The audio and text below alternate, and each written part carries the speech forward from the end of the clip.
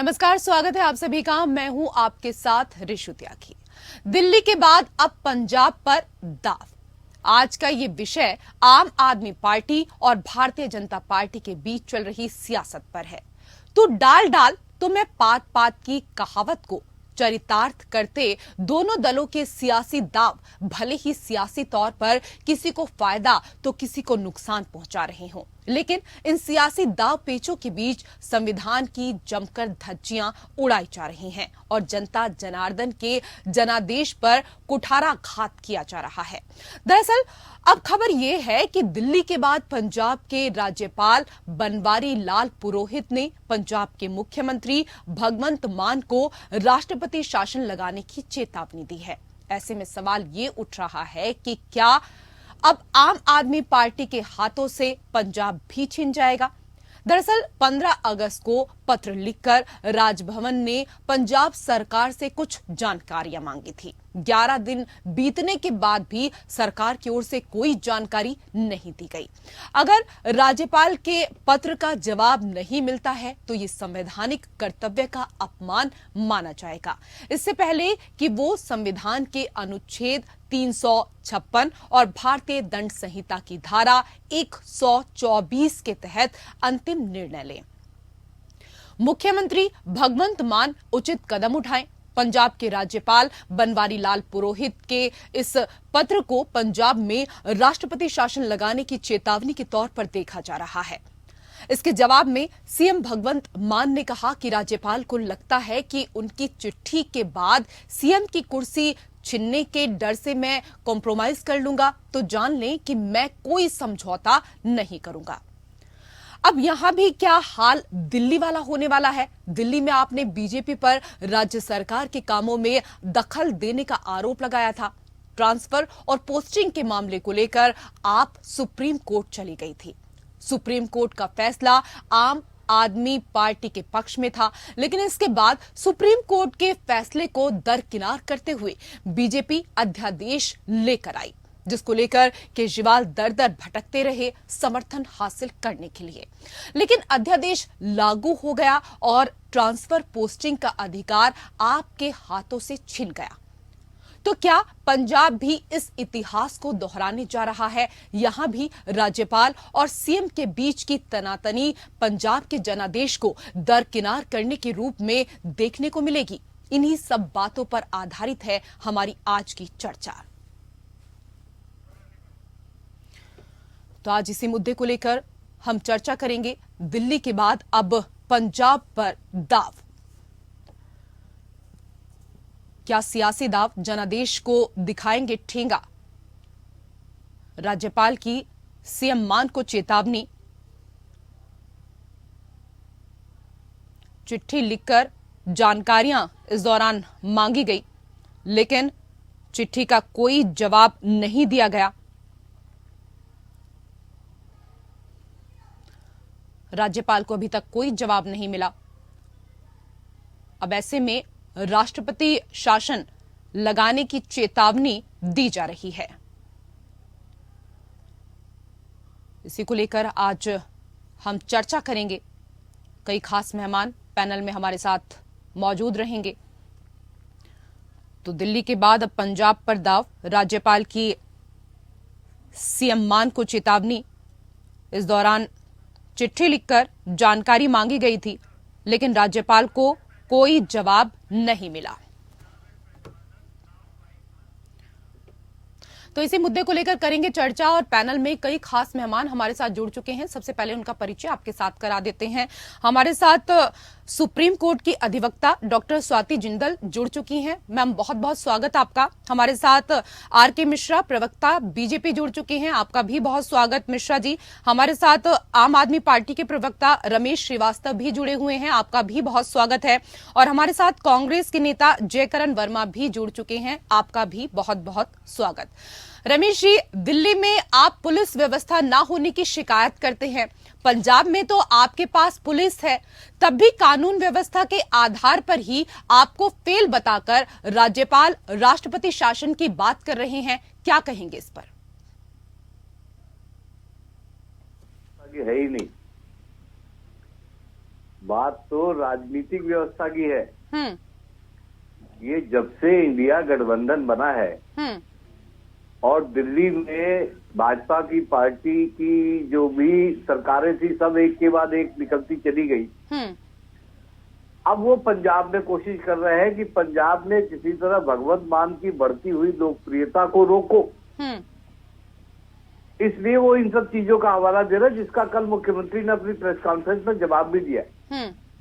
जिस जगह पे लॉ एंड ऑर्डर की समस्या होगी, क्या वहाँ 50,800 करोड़ का इन्वेस्टमेंट आएगा? नहीं। उद्योगपति और व्यापारी ऐसी जगह से तो दूर रहते हैं जहाँ लॉ एंड ऑर्डर की समस्या हो, लेकिन वहां पर आया है।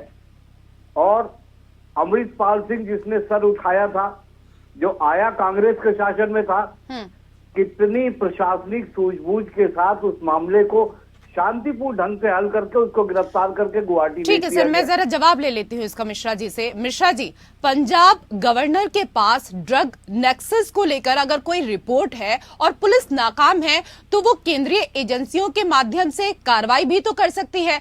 राष्ट्रपति शासन की क्या आवश्यकता है सर? आप देखिए रेखी जी, यहाँ पर एक चीज समझने की बात है, क्योंकि हर जगह हम लोग हर एक विषय के ऊपर में राजनीति करने लगते हैं, जबकि ऐसा नहीं होना चाहिए। देखिए, राज्य सरकार की जो प्रशासनिक व्यवस्था है उसको सुनिश्चित करना राज्य सरकार का काम है, लेकिन राज्यपाल की भी कुछ शक्तियां हैं, वो भी संविधान में दिया है। अब यहाँ पर जो हमारी सुप्रीम कोर्ट की वकील बहन बैठी हुई है, वो बिल्कुल इस चीज को शायद इत्तेफाक जरूर रखेगी। जो अनुच्छेद 167 ही राज्यपाल के अधिकार को बिल्कुल डिटेलिंग कर रहा है, उसको फिक्सिंग कर रहा है। तो क्या उसकी शक्तियां है? आप देखेंगे जो कि राज्य के अंदर में जो जानकारी उन्होंने 11 दिन पहले राज्यपाल साहब ने मांगी थी, रोहित साहब ने, राज्य सरकार ने उनको नहीं दी। अब एक चीज बताइए, यही चीज पश्चिम बंगाल के अंदर में जब धनखड़ साहब थे और कानून व्यवस्था की बातें करते थे तो ममता बनर्जी जी बिखर जाती थी। लेकिन मुझे लगता है जो कि कम से कम आपको कोऑर्डिनेशन, राज्य सरकार हो या राज्यपाल हो, हर जगह कोऑर्डिनेशन बना करके जो राज्य की सुचारू तरीके से जो व्यवस्था है, चाहे प्रशासनिक, मतलब आपका मानना है कि कोऑर्डिनेशन की कमी है, चाहे दिल्ली की बात करें या फिर पंजाब की बात करें। जयकरण वर्मा जी, देश के कई प्रदेश में आपकी भी सरकारें हैं, लेकिन वहां राज्यपाल के साथ वैसा टकराव नहीं है। सारी दिक्कतें आम आदमी पार्टी को ही क्यों होती हैं? नहीं रेखी जी, देखिए, जिस प्रकार से पंजाब के माननीय राज्यपाल महोदय ने अपनी जो इच्छा जाहिर करने का काम किया है, सीधी सीधी ये कहा जाए तो शायद राज्यपाल महोदय को देश के अन्य राज्यपाल से सीख लेनी चाहिए। क्या उन्हें मणिपुर के राज्यपाल महोदय का बयान याद नहीं है? क्या उनको उत्तर प्रदेश की घटनाएं याद नहीं है? क्या उनको अन्य प्रदेशों के जो राज्यपाल हैं उनके बयान को याद कर लेना चाहिए और सोचना चाहिए कि राज्यपाल का काम सिर्फ सरकार गिराना और राष्ट्रपति शासन लगाने तक सीमित नहीं होता है। अगर जो वहां बनवारी लाल पुरोहित जी अपने बयान अनाप शनाप बयान दे करके चर्चा में बना रहना चाहते हैं तो अलग बात है। मैं उनसे पूछना चाहता हूं कि 11 दिन में कोई जानकारी पंजाब सरकार नहीं देती है तो आप वहां राष्ट्रपति शासन लगाने की धमकी देते हो, और मणिपुर में 200-300 दिन बीत जाते हैं और वहां पर के आपकी केंद्र की सरकार जिसके भरोसे पर, जिसके कहने पर आप नंगा नाच करने का काम करते हो, ड्रामा करने का काम करते हो, तब आपकी आंखें नहीं खुलती। इस राज्य महोदय, आपके माध्यम से मैं कहना चाहता हूं पुरोहित जी से कि आपको मणिपुर को लेकर भी वहां के महामहिम राज्यपाल जी के समर्थन करना चाहिए, जो आप नहीं कर सके। रही बात, ठीक है जयकरण जी, जरा कानूनी रूप से भी इसको समझ लेते हैं। मुझे ब्रेक पर जाना होगा, उससे पहले जरा डॉक्टर स्वाति से भी चर्चा कर लेते हैं। डॉक्टर स्वाति, सरकारी व्यवस्था स्वायत्तता से अधिक सहकार के भाव को आगे बढ़ाती हैं, लेकिन जिस तरह से राज्य सरकारों का केंद्र प्रतिनिधियों के साथ संघर्ष है, इसके क्या कारण हो सकते हैं? क्या राजनीतिक आकांक्षाएं संविधान के जो प्रशस्त पथ हैं उनके साथ द्वंद्व कर रही हैं? इसे कैसे कम किया जा सकता है? देखिए रेशु जी, आपने बहुत अच्छी बात कही है। जब हमारा संविधान बन रहा था, जब ये फैसला किया गया था कि एक ड्यूअल सरकार रहेगी, one at the centre and one at the state, उस समय शायद हम लोगों ने कभी ये सोचा भी नहीं था कि जो रस्साकशी आज दो सरकारों के बीच में हो रही है, केंद्र पर जो सरकार है अगर देखा जाए तो ये सारा जो द्वंद, आपसी द्वंद है, वो कहीं ना कहीं इस कारण भी है क्योंकि जो राज्य में सरकार है आज पंजाब में, वो केंद्र की सरकार से अलग है। अब बात ये आती है हमारे पास कि अगर 11 दिन पहले ही कोई चिट्ठी लिखी गई है राज्यपाल के द्वारा, उन्होंने अपनी सेटिस्फैक्शन के लिए कुछ क्लैरिफिकेशन सीख करी है चीफ मिनिस्टर साहब से, और वो clarification for whatever reason उनको नहीं मिली है, तो क्या वो ये धमकी शायद एक बहुत ही स्ट्रॉन्ग वर्ड मैं यूज कर रही हूँ, पर आजकल पॉलिटिकल एरिना में यही वर्ड चल रहे हैं तो हम इसी को लेकर चलते हैं। क्या वो ये धमकी दे सकते हैं कि वहाँ राष्ट्रपति शासन लागू हो जाएगा? अगर तो उनका जो मौलिक जो कथन है वो ये है कि लॉ एंड ऑर्डर सिचुएशन बिल्कुल फेल हो चुकी है, क्योंकि वहां पर ड्रग्स खुले तौर पर मिल रहे हैं, शराब का सेवन बहुत है, केमिस्ट शॉप्स पे भी ड्रग्स मुहैया हो रहे हैं, इसलिए हम ये मान के चलेंगे कि लॉ एंड ऑर्डर फेल हो गया है। तो जैसा कि वर्मा साहब ने कहा कि लॉ एंड ऑर्डर तो मणिपुर में भी फेल हुआ है और काफी दिनों से फेल होता चला आ रहा है, तो क्या ये मान के चले कि केवल इसी बेसिस पे मणिपुर में भी राष्ट्रपति शासन लग जाना चाहिए, जो कि अभी तक लगा नहीं है। इतनी बड़ी घटना हो गई तब भी नहीं लगा, तो कहीं ना कहीं ये क्लैरिफिकेशन तो केंद्र को भी देनी पड़ेगी कि जो भी गवर्नर साहब एक स्टेटमेंट कर रहे हैं क्या वो ठीक तौर पे हो रही है।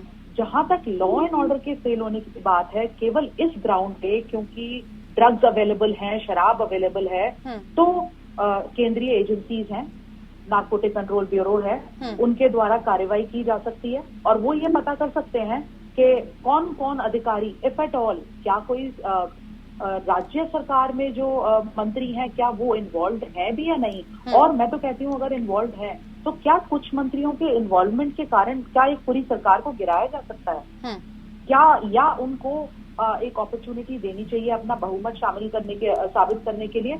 और ये एक साफ तौर पे अगर हमारा देखिए मकसद, चाहे हम केंद्र में हो चाहे राज्य में, क्या एज अ सरकार, स्पेशली सेंट्रल सरकार, हमारा क्या ये एम ये नहीं होना चाहिए कि देश को हम आगे लेके जाएं बनस्पत इसके कि हम एक सरकार की कमजोरी या मजबूरी का फायदा उठाएं? अगर वो कमजोरी और मजबूरी है भी तो बिल्कुल सही आपने कहा, और सभी को देश को आगे लेकर जाना चाहिए, ये बहुत महत्वपूर्ण यहाँ पर बात थी। मेहमान चर्चा के लिए हमारे साथ पैनल में जुड़े हुए हैं, सीधा चर्चा पर पहुंचते हैं। और रमेश जी, सवाल यहाँ पर आपसे ये है कि राज्यपाल यदि शासन से जुड़ी कुछ सूचनाएं चाहते हैं तो उनको देने में आपको आपत्ति क्या है सर? दूसरी ओर आप राज्यपाल के हस्तक्षेप कम करने के लिए बिल पास कर रहे हैं, विश्वविद्यालय में कुलाधिपति होने का अधिकार छीन रहे हैं। जब आप अपनी बहुमत की शक्तियों का ऐसा प्रयोग करेंगे, दूसरे से क्या उम्मीद करते हैं? क्या बहुमत से बनने वाली दुनिया की अकेली सरकार है आपकी? प्रचंड बहुमत से बनने वाली पंजाब में बहुत दिनों बाद सरकार हमारी आई है। अब आपने कहा कि राज्यपाल की शक्तियों पर अंकुश लगा रहे, खास तौर पर विश्वविद्यालय से संबंधित, तो मैं आपको एक जानकारी दे दूं। पंजाब यूनिवर्सिटी की जब बात आई थी, जिसके अंडर में पंजाब के 172 कॉलेज हैं, उसको राज्यपाल महोदय ने कहा दे दो, हरियाणा को दे दो। पंजाब के राज्यपाल होते हुए भी वो पंजाब के हितों के साथ उस समय खड़े नहीं दिखाई दिए। अब पंजाब की चुनी हुई सरकार को जनता की आकांक्षा पूरी करने के लिए विधानसभा में बिल लाने का अधिकार तो है ही, और हमने सबके सामने ऐसा किया है कि देखिए हम पंजाब के हितों की रक्षा करने के लिए प्रतिबद्ध हैं। आखिर हमें पंजाब की जनता ने चुना है तो हम उनके हितों की रक्षा करेंगे। दूसरी बात, जानकारी देने वाली बात, जहां तक ये जानकारी देने वाली बात है, ये जानकारियां इकट्ठा की जा रही, जब आप जरूरत से ज्यादा जानकारी, जिसको इंफॉर्मेशन डिड्यूस कहते हैं, वो आप मांग लेंगे। एक एक थाने की जानकारी मांगी उन्होंने कि हर थाने में क्या क्या हुआ है जी, और इसमें अगर दे दोगे तो आप राष्ट्रपति शासन की धमकी दे देंगे। ठीक है मिश्रा जी, 11 दिन में आप कैसे ये बताइए कि इतनी जो महत्वपूर्ण जानकारियां मांगी गई हैं वो कैसे संभव है कि सिर्फ 11 दिन में दे दी जाएं? मैं कह रहा हूँ, देखिए आप अगर 11 दिन में असमर्थ हैं जितनी जानकारियां देने में, मुझे लगता है कितना % आपने जानकारियां दी? क्या राज्यपाल का अधिकार नहीं है? अभी बहन स्वाति जी बोल रही थी अभी, मैं कह रहा हूँ कि आप पंजाब की जो समस्या है उसको मणिपुर से तुलना नहीं कर सकते। आज अगर राज्यपाल ने मणिपुर की समस्या पूरे देश की समस्या मैं मानता हूँ, लेकिन पंजाब का जो समस्या है और राज्यपाल के जो अधिकार है उसको इस तरह से इंटरप्रिटेट करके इस तरह से हम ब्लॉक नहीं कर सकते। अगर 11 दिन के अंदर में 50% जानकारियां मिली या 60% जानकारियां मिली, कुछ तो मिली होगी, लेकिन आप इस तरह से नजरअंदाज कर देंगे, एक भी इंफॉर्मेशन नहीं देंगे क्योंकि उन्होंने थाने के अंदर की भी जानकारियां मांगी है, तो इस तरह से तो आप बच नहीं सकते। रमेश जी क्या कहेंगे? मिश्रा जी कह रहे हैं कि कुछ % जानकारियां तो 11 दिन में आपको हासिल हो गई होंगी, तो आप कह देते कि इतनी जानकारी हम दे सकते हैं और आने वाले टाइम में पूरी जानकारियां दे देंगे, लेकिन आपने कोई जवाब ही नहीं दिया। मिश्रा जी को प्रशासनिक अनुभव नहीं है, इसलिए वो ऐसा कह रहे हैं। ये चिट्ठी राज्यपाल की है, ऐसा नहीं है कि टुकड़े टुकड़े में बातें की जाती है। जानकारियां जाती हैं तो पूरी जाती है। और दूसरी बात, राज्यपाल का तो एजेंडा राजनीतिक है, आप कह रहे हैं जो राजनीतिक एजेंडा है, राज्यपाल अगर पूरा करने की कोशिश करे तो राजनीतिक एजेंडा अगर राज्यपाल वहाँ बैठ करके भाजपा का एजेंडा चलाएंगे तो भाजपा का एजेंडा वहाँ नहीं कर पाएगा। अच्छा एक बात कहिए रमेश जी, ठीक है, आप जानकारियों को लेकर बात कर रहे हैं। रमेश जी एक सेकंड, मिश्रा जी एक सेकंड, आप जानकारियों को लेकर बात कर रहे हैं। पंजाब से भी आपने प्रिंसिपल्स को ट्रेनिंग के लिए विदेश भेजा, राज्यपाल इस पर जवाब मांग रहे थे। दिल्ली में भी इसी क्रम में एलजी ने पूछा था कि उन अध्यापकों का क्या फायदा हुआ। आपने समिति बनाई जिसने 4 साल जांच की, लेकिन ये नहीं बता पाई कि विदेश जाने वाले अध्यापकों को क्या फायदा हुआ। अब जवाब दूं? अभी कल 46 शिक्षक IIM जा रहे हैं ट्रेनिंग देने की। बीजेपी को शिक्षा से ही सबसे ज्यादा परेशानी है, सबसे ज्यादा परेशानी है तो शिक्षित ना हो जाए। भाजपा को यही सबसे ज्यादा परेशानी है। आप मुझे ये बताइए, पंजाब से भेजा जा रहा है, विदेश भेजा जा रहा है, IIM भेजा जा रहा है, तो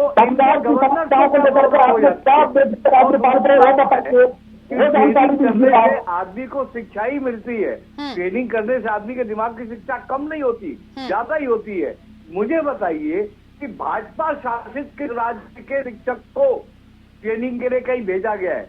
अभी यूपी में घटनाएं हुई हैं शिक्षकों और विद्यार्थियों के बीच में, इतनी शर्मनाक घटनाएं हुई है, लेकिन ये अपने शिक्षकों को सिर्फ अपना एजेंडा चलवाने की इजाजत देते हैं। शिक्षक शिक्षा देने की मतलब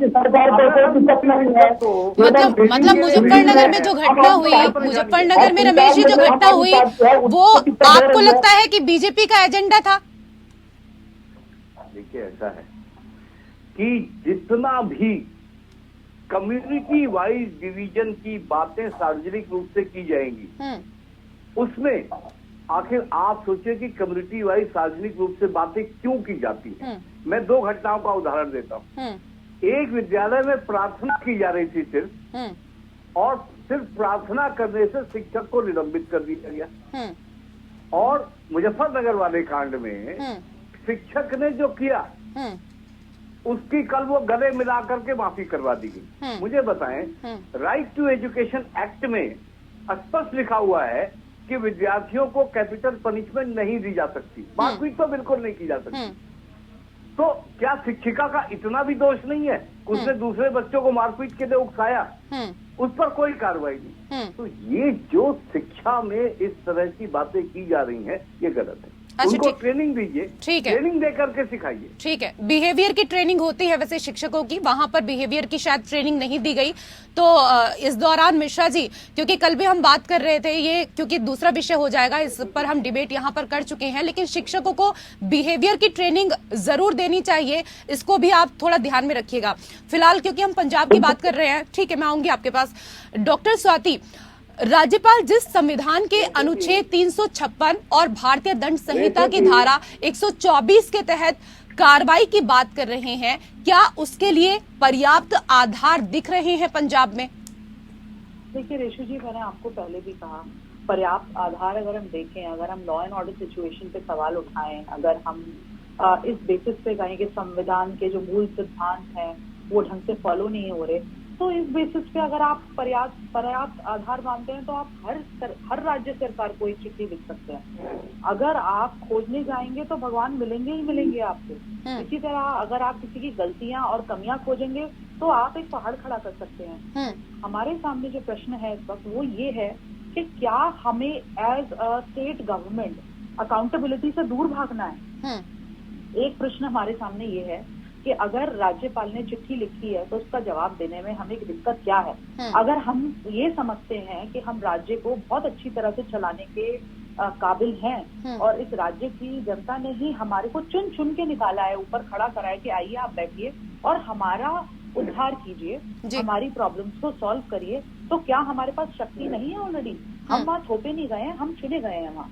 अगर एक चिट्ठी आई है हमारे पास तो जाहिर तौर पे हम उसका जवाब दे सकते हैं, because we have nothing to hide.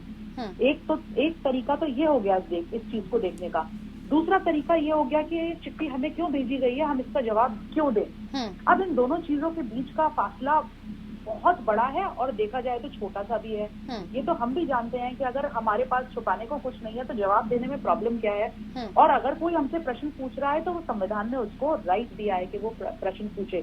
Accountability जब तक डेमोक्रेसी में नहीं है रेशु जी, तब तक डेमोक्रेसी अच्छी तरह चलनी। बिल्कुल सही कहा डॉक्टर स्वाति आपने, लेकिन चेतावनी देना सही नहीं है। जिस तरीके से चेतावनी दी गई है वो बिल्कुल भी जायज नहीं है। बहुत बहुत शुक्रिया, माफी चाहूंगी समय का अभाव है। बहुत बहुत शुक्रिया आप सभी मेहमानों का हमारे साथ इस चर्चा में जुड़ने के लिए।